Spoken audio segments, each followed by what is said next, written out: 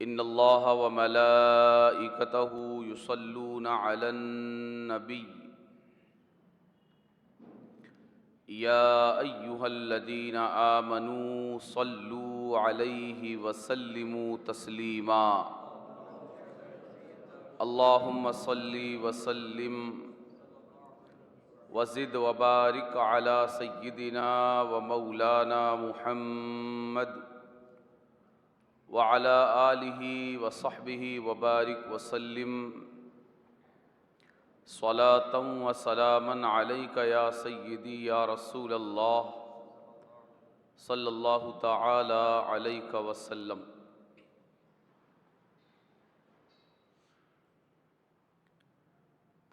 اللہ تبارک و تعالی کے فضل و کرم اور اسی کے لطف و نعم سے ہم تمام اسی کے گھر میں، اسی کی بارگاہ میں، اسی کی عطا کی ہوئی پیشانیوں کو،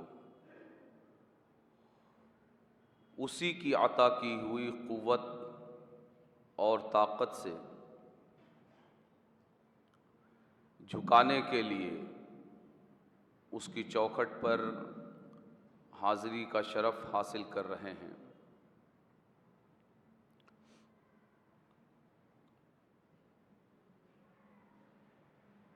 اللہ تبارک و تعالی کے فضل و کرم سے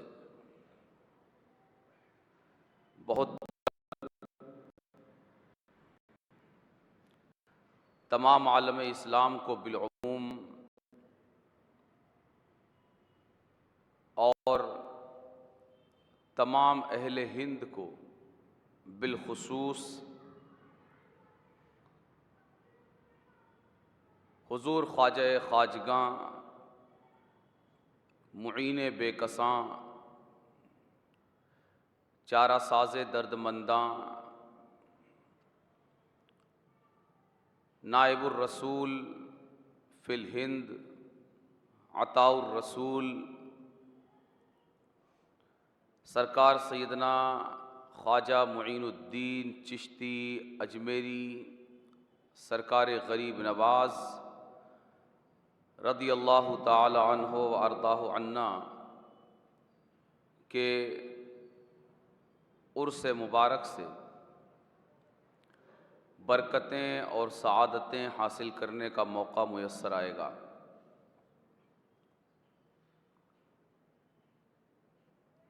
حضور سرکار سیدنا خواجہ غریب نواز رضی اللہ تعالی عنہ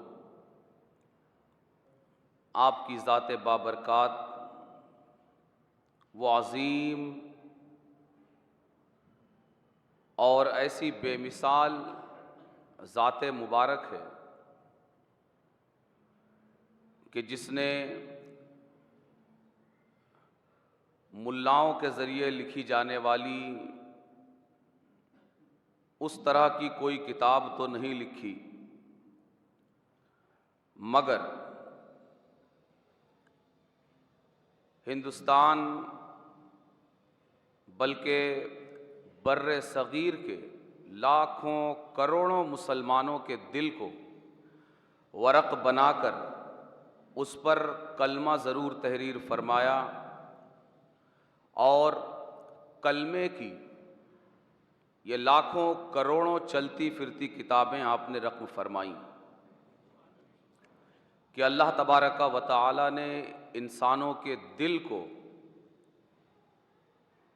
آپ کی بارگاہ میں کتاب کا کاغذ بنا دیا اور آپ کی زبان مبارک کو قلم بنا دیا، اور آپ اس طرح لاکھوں کروڑوں انسانوں کے دلوں پر اپنی زبان مبارک سے کلمہ طیبہ تحریر فرماتے گئے، اور اپنی اس بے مثال کتاب کے ذریعے کفرستان کو اسلامستان میں تبدیل کر کے رکھ دیا۔ آج آپ ہی کے قدموں کا فیض ہے کہ ہندوستان میں پوری دنیا کی سب سے بڑی مسلم اکثریت بستی ہے۔ الحمدللہ رب العالمین۔ آپ کا عرس مبارک تمام عالم اسلام بالخصوص بر صغیر کے مسلمانوں کے لیے اپنی احسان مندی کا اظہار ہے۔ وہ احسان مندی جو 850 سال کی تاریخ کو ہمارے سامنے رکھتی ہے اور 40-50 نسلوں کا احسان ہمیں بتاتی ہے۔ ہم جب سرکار خواجہ کا عرس مناتے ہیں تو یہ در حقیقت ایک آئیڈیل عرس ہے اور ایک آئیڈیل ذات کا عرس ہے جو یہ بتاتی ہے کہ عرس کس کا منانا چاہیے اور کیوں منانا چاہیے۔ اس پیمانے پر جو نہ اترے اس کا عرس کسی بھی صورت میں منایا ہی نہیں جا سکتا، اس لیے کہ عرس یہ خالص صوفیانہ روایت ہے اور بر صغیر میں تصوف کے امام کا نام سرکار سیدنا خواجہ غریب نواز خواجہ خواجگاہ معین بے کساں ہے۔ تو سرکار خواجہ کا عرس یہ 40-50 نسلوں پر جو سرکار خواجہ کا بے مثال احسان ہے اس کا اظہار اور اس حوالے سے احسان مندی کا اظہار ہے، اور اس لیے بھی سرکار خواجہ کا عرس ضروری ہے اور ان کی یاد ضروری ہے کہ آج جب کہ ملائیت کا نیا دین اور ملاؤں کا تبدیل کیا ہوا دین پوری طرح اپنے ہاتھ پیر پسار چکا ہے، اس زمانے میں وہ سچا دین جسے رسول کائنات لے کر آئے اور آپ سے پہلے کم و بیش 1 یا 2,24,000 انبیاء کرام مرسلین عظام لے کر تشریف لائے، اس کے اظہار کے لیے جب ہر اسٹیج ملاؤں کا بنایا ہوا دین پیش کر رہا ہو، ہر اسٹیج خالق کے دیے ہوئے دین کے بجائے بندوں کے بنائے ہوئے دین کو پیش کر رہا ہو، اس زمانے میں وہ اوریجنل دین، وہ اصل دین جسے ہندوستان کی سرزمین تک پہنچانے کے لیے کسی ملا نے نہیں بلکہ رسول اللہ نے خواجہ کا انتخاب فرمایا اور خواجہ کو وہ اصل دین دے کر ہندوستان اور بر صغیر کی طرف روانہ فرمایا، تاکہ جب اس دین میں ملا دین فروشی کی بنیاد پر، مال و دولت کے انبار کی بنیاد پر اس دین کو بدل کر رکھ دے، اس وقت بھی خواجہ معین الدین چشتی کو دنیا سے گئے ہوئے 813 سال ہو جائیں، مگر 800 سال سے زیادہ گزر جانے کے باوجود غریب نواز کی شخصیت ساری دنیا کو حقیقت کا چراغ دکھانے کے لیے کافی ہو اور ساری ملائیت کو غریب نواز کا نام لے کر یہ آئینہ دکھایا جا سکے کہ دنیا میں دین کا کام کیسے کیا جاتا ہے اور دین کا نام لے کر دین کا دھندا کیسے کیا جاتا ہے۔ اسی لیے پچھلے برسوں سے کئی زیادہ آج سرکار غریب نواز رضی اللہ تعالی عنہ وارضہ عنا کا تذکرہ اپنے آپ میں اہم اور انتہائی ضروری ہے، تاکہ حقیقت سامنے رکھی جا سکے۔ سرکار خواجہ غریب نواز اگر آپ کا مختصر ایک کلمے میں اگر تعارف کروایا جائے، خاص کر موجودہ حالات کے تناظر میں، تو ہم یہ کہہ سکتے ہیں کہ نبی کے سچے اور حقیقی وارث کا نام ہے سرکار خواجہ غریب نواز۔ نبی کے سچے نائب اور حقیقی نائب کا نام ہے سرکار غریب نواز۔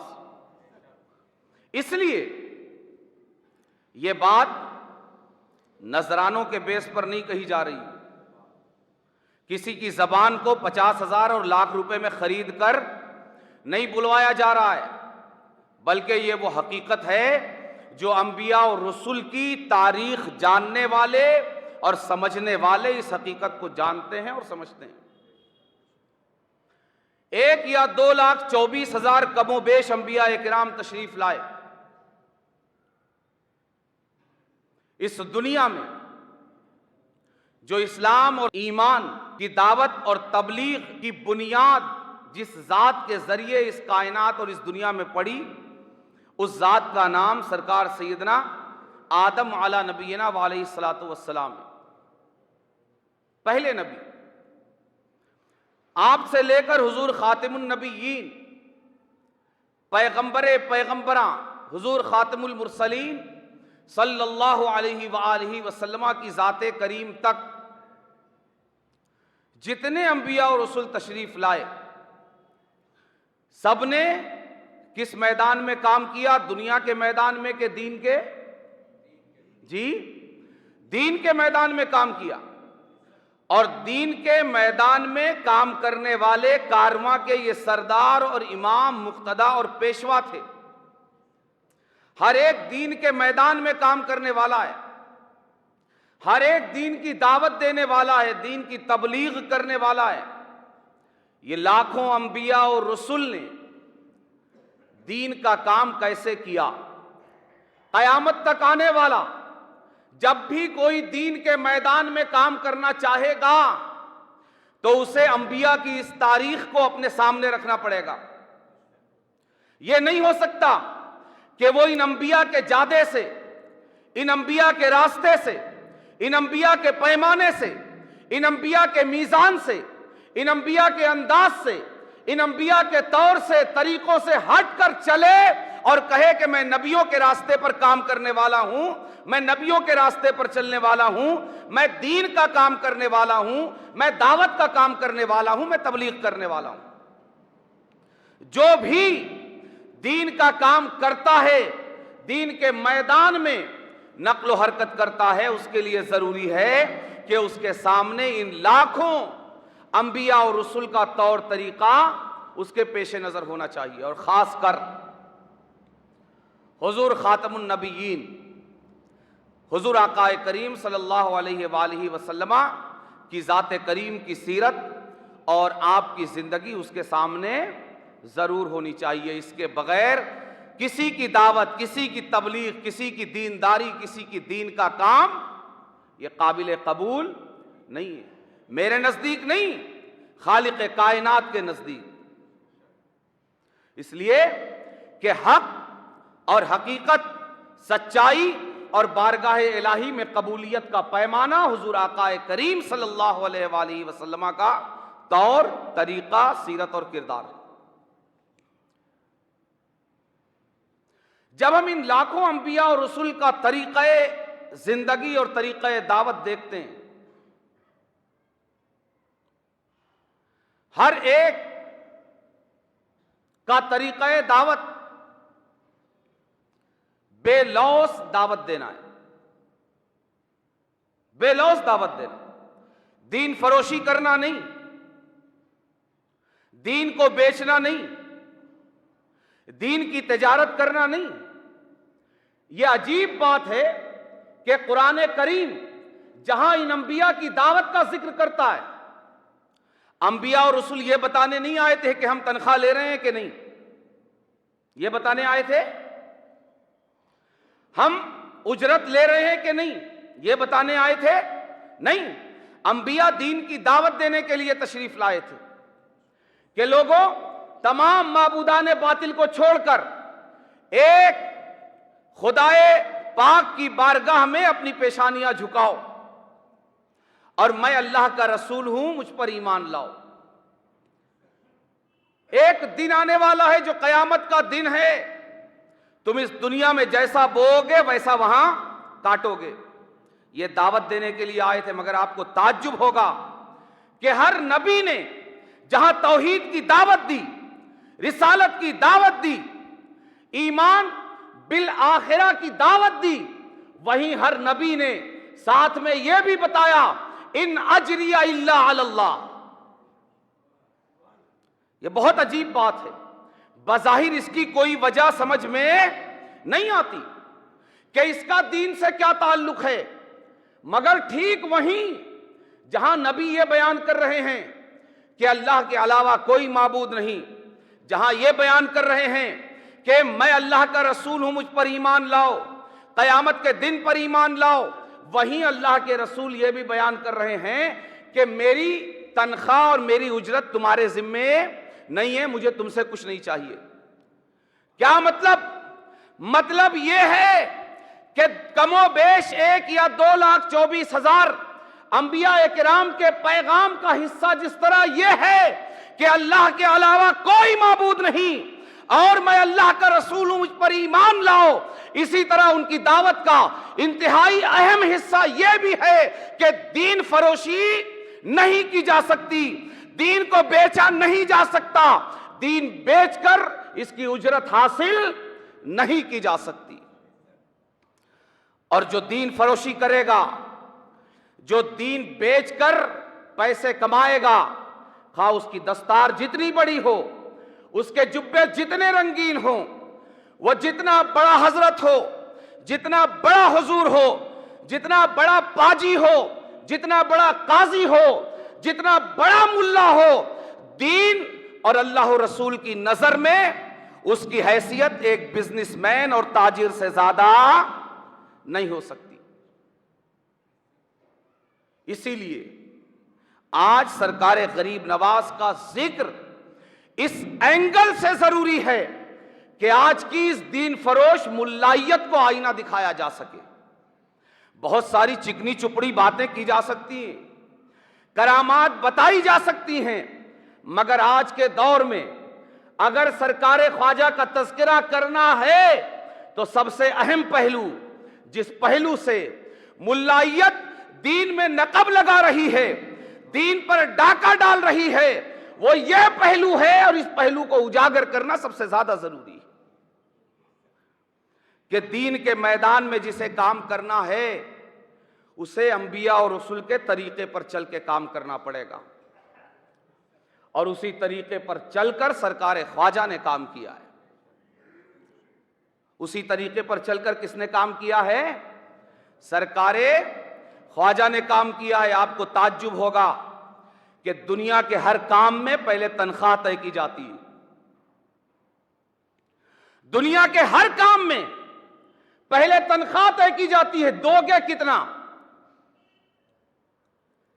حتیٰ کہ وہ جو بولتا ہے نا مجھے کام کی تلاش ہے، کام کی تلاش ہے، کام کی تلاش ہے، اگر اس کے بھی اس جملے کی حقیقت دیکھنا چاہو گے نا تو حقیقت یہ ہے کہ کام کی تلاش نہیں ہے، پیسے کی تلاش ہے۔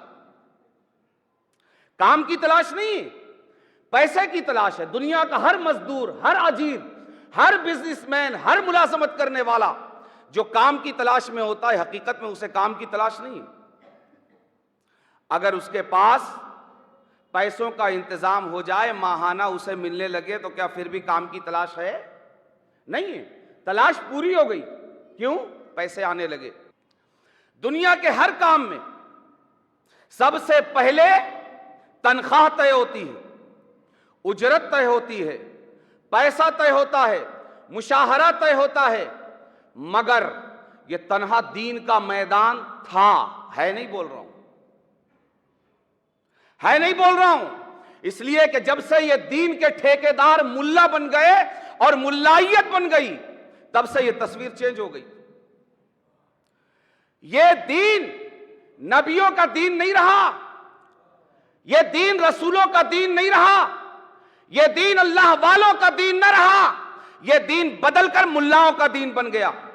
یہ دین جب تک نبیوں کا دین تھا، یہ دین جب تک رسولوں کا دین تھا، یہ دین جب تک صدیقین کا دین تھا، یہ دین جب تک شہداء اور صالحین کا دین تھا، یہ دین جب تک غوث و خواجہ کا دین تھا تو یہ دین کے راستے میں کام کرنے والے ایسے بے مثال تھے کہ دنیا کے ہر میدان میں کام کرنے والا پہلے تنخواہ پوچھتا ہے پھر کام کرتا ہے، مگر تنہا یہ میدان تھا جہاں صرف کام پوچھا جاتا تھا، اور جب تنخواہ پوچھی جاتی تو انکار کر دیا جاتا کہ ہمیں تنخواہ تم سے نہیں چاہیے۔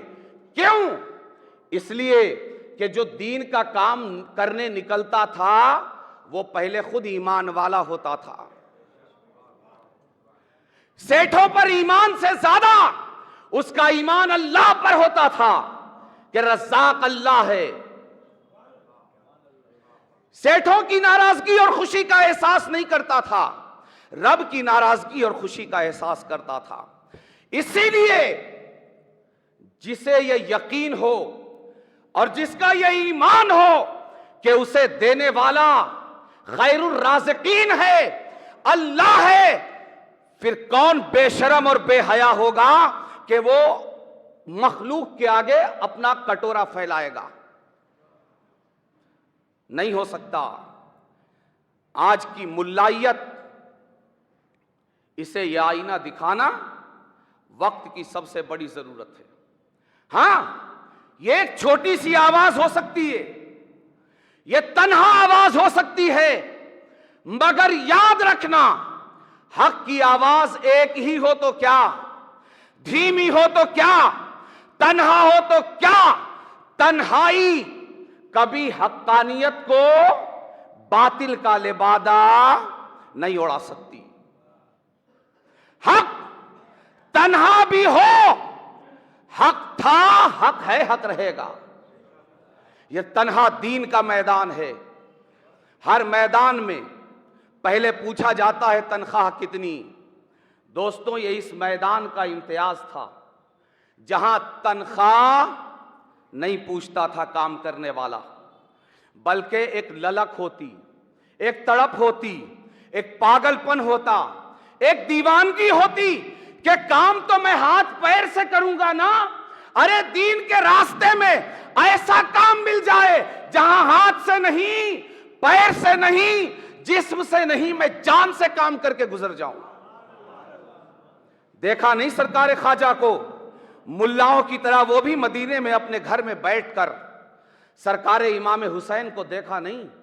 ملاؤں کی طرح مدینہ منورہ میں اپنے نانا جان کے پڑوس میں اپنے کاشانہ اقدس میں بیٹھ کر وہ بھی لمبی لمبی ہانک سکتے تھے، خطابات کر سکتے تھے، تقریریں کر سکتے تھے، مگر نہیں، لپک کر آگے بڑھے، للک سے آگے بڑھے، طرف سے آگے بڑھے۔ اے دین، یہ دین کا کام تنخواہ سے نہیں۔ اے دین، تجھے جسم لگتا ہے جسم لے، جان لگتی ہے جان لے، مال لگتا ہے مال لے، اولاد لگتی ہے اولاد لے، بیوی لگتی ہے بیوی لے، بچے لگتے ہیں بچے لے۔ خانوادہ رسول کا اگر ایک ایک فرد دے کر بھی اگر تیری رگوں میں دوبارہ زندگی کی رمق دوڑائی جا سکتی ہے تو رسول کا خاندان اس کے لیے تیار ہے۔ مسلمانوں بتاؤ، آج ملا ایک گھنٹہ آ کر دین کو بیچ کر جاتا ہے، تم اسے پیسے دیتے ہو۔ بتاؤ تم نے حسین کو کتنی تنخواہ دی؟ بتاؤ علی اصغر کو تم نے کتنی تنخواہ دی ہے؟ بتاؤ علی اکبر کو تم نے کتنی تنخواہ دی ہے؟ بتاؤ قاسم بن حسن کو تم نے کتنی تنخواہ دی ہے؟ اے مسلمانوں، ایک گھنٹے کا بازارو لوگوں کی طرح طے کرنے والوں، مجھے بتاؤ کہ اگر تم حسین کے راستے پر چلنے والے ہو تو بتاؤ علی اکبر کے تڑپتے ہوئے لاشے نے اپنی کتنی تنخواہ طے کی تھی؟ علی اصغر کے ننھے حلقوم نے اپنی کتنی اجرت طے کی تھی؟ قاسم کی نوجوانی نے اپنی کتنی تنخواہ طے کی تھی؟ خانوادہ رسول کے ایک ایک فرد نے اپنی کتنی تنخواہ طے کی تھی؟ یہ صرف بزنس کی بات نہیں، تم نے حسین کی قربانی کا مذاق اڑا کر رکھ دیا ہے، تم نے دین کے راستے میں سچائی کے ساتھ کام کرنے والوں کا مذاق اڑا کر رکھ دیا ہے۔ آج کے دور میں غریب نواز کی دعوت اور تبلیغ پر سب سے بڑا داغ اور دھبا اگر ہے تو تم ملائیت کا دھبا ہے۔ تم داغ ہو، تم دھبا ہو کہ آج قوم یہی سمجھتی ہے کہ یہ ملا 1 گھنٹہ آ کے گالی گلوچ کر کے جاتا ہے، 50,000 روپے لاکھ روپے لے کر جاتا ہے۔ غریب نواز نے بھی ہمارے باپ دادا کو مسلمان بنایا ہوگا تو وصولا ہوگا۔ غریب نواز ان ملاؤں کی طرح بھکاری نہیں تھے۔ اسی لیے یہی بتانے کے لیے حضور آقا کریم نے آپ کو غریب نواز بنایا، غریب نہیں۔ یہ ملا غریب ہو سکتا ہے، غریب نواز تو غریب نواز ہیں۔ ملائیت غریب ہے، ملا غریب ہے، بھکاری ہے جو در در ہاتھ پھیلاتا گھومتا ہے۔ نہیں، غریب نواز نے صرف دینا جانا ہے، لینا نہیں جانا۔ اسی لیے سرکار نے انہیں غریب نواز بنایا۔ جب بھی غریب نواز کا نام آئے، مسلمانوں اس دین فروش ملائیت پر لاحول پڑھنا مت بھولنا۔ یہ سرکار غریب نواز کا اس دور میں سب سے بڑا مشن ہے کہ یہ دین جسے ملائیت نے بدل کر رکھ دیا ہے، چھوٹے استر پر صحیح، مگر اس دین کو اپنے اصلی منہج کی طرف لانا یہ ہر ایک سچے مسلمان کی ذمہ داری ہے۔ کیوں؟ اس لیے کہ دین سے کسی ٹھیکیدار ملا ہی کا تعلق نہیں، رسول اللہ کے ہم غلاموں کا بھی تعلق ہے۔ ہاں، اگر آپ کی زمین کا نقشہ اگر کوئی چند انچ زمینیں لے کر خراب کر دے آپ کو برا لگتا ہے، تو اگر کوئی اس دین کا نقشہ بدلنے کی کوشش کرے جسے حسین نے اپنا پورا خاندان قربان کر کے بچایا ہے، حسین کی قربانی کا مذاق اڑانے کی کوشش کرے، سرکار خواجہ کی دعوت و تبلیغ کی سچائی کا مذاق اڑانے کی کوشش کرے، ہم اسے قبول نہیں کر سکتے۔ اس لیے عرس خواجہ کا سب سے عظیم پیغام یہ ہے، سب سے بڑا پیغام یہ ہے کہ دین کے میدان میں وہی رہے جو انبیاء اور رسول کے راستے پر چلنے والا ہو، ورنہ دین پر احسان کی ضرورت نہیں ہے۔ قُلْ لَا تَمُنُّوا عَلَيَّ إِسْلَامَكُمْ بَلِ اللَّهُ يَمُنُّ عَلَيْكُمْ أَنْ هَدَاكُمْ لِلْإِيمَانِ۔ قرآن نے ارشاد فرمایا تم ایمان لا کر اللہ پر احسان مت رکھو، بلکہ اللہ کا احسان ہے کہ اس نے تمہیں ہدایت دی ہے۔ تم اسلام پر احسان رکھتے ہو، ہم نے یہ کر دیا۔ اسلام کا تم پر احسان ہے کہ تم بھکاریوں کو بھی راستہ مل گیا پیٹ چلانے کا۔ اسلام کا احسان، دین کا احسان ہے۔ اس لیے سرکار غریب نواز کی سب سے بڑی کرامت یہ ہے کہ آج بھی وہ سچائی کے راستے پر ہدایت کی مشعل بن کے جل رہے ہیں، روشن ہے، اور قیامت تک یہ ملائیت اس کا زہر جتنا پھیل جائے، مگر سرکار غریب نواز نے حقانیت کا جو چراغ جلایا ہے اس پر دھول نہیں ڈالی جا سکتی۔ اس کو یاد رکھنا مسلمانوں، نہ یہ انبیاء کا طریقہ ہے پیسے لے کر دین کا کام، جسے میں دین فروشی، دین بیچنا بولتا ہوں، یہ نہ انبیاء کا کام ہے۔ 1 یا 2,24,000 کم و بیش انبیاء کرام، دین کا کام دین کے حساب سے ہی ہوگا نا، قرآن کی تعلیمات کے مطابق ہی ہوگا نا، حدیث کی تعلیمات کے مطابق ہی ہوگا نا۔ یہ میری بنائی ہوئی آیت نہیں ہے، ان اجریہ الا علی اللہ، کہ ہمیں کوئی پیسے نہیں چاہیے، انبیاء کہہ رہے ہیں۔ تو بھائی جو پیسے لے رہا ہے وہ کس کے راستے پر ہے؟ انبیاء کے راستے پر نہیں ہو سکتا، رسول کے راستے پر نہیں ہو سکتا، یہ خواجہ کے راستے پر نہیں ہو سکتا، حتیٰ کہ یہ قرآن اور حدیث کے راستے پر نہیں ہو سکتا، شیطان کے راستے پر ضرور ہو سکتا ہے۔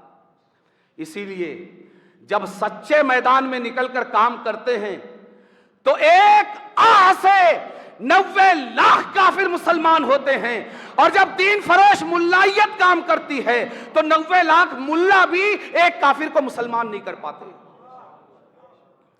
یہ فرق ہے دوستوں۔ کبھی ان ملاؤں کے ساتھ غریب نواز کو ملا کر مت دیکھنا، نہیں، یہ دین فروش ہیں اور وہ دین کے محافظ ہیں، یہ دین کو بیچنے والے ہیں، وہ دین کی حفاظت کرنے والے ہیں، انہیں ملایا نہیں جا سکتا۔ اس لیے سرکار غریب نواز کی دہلیز سے اس 813ویں عرس میں اٹھنے والی جو عظیم آواز ہے اور جو سب سے اہم پیغام ہے وہ یہ کہ اب اس معاشرے میں، اس کلچر میں، اس دین میں، اس اسلام اور ایمان کے میدان میں دین فروشی کا یہ ننگا ناچ ملاؤں کے ذریعے جو ناچا جا رہا ہے اسے بند ہونا چاہیے۔ یہ دین کا میدان ہے، مجرے کا میدان نہیں۔ اجرت مجرا کرنے والیاں لیا کرتی ہیں، دین کا کام کرنے والے نہیں۔ اللہ تبارک و تعالی ہمیں سرکار غریب نواز کے مشن پر، جو سچا اور حقیقی مشن ہے رسول اللہ کا، اس پر دل جان سے عمل کی توفیق عطا فرمائے۔ وما علینا الا البلاغ۔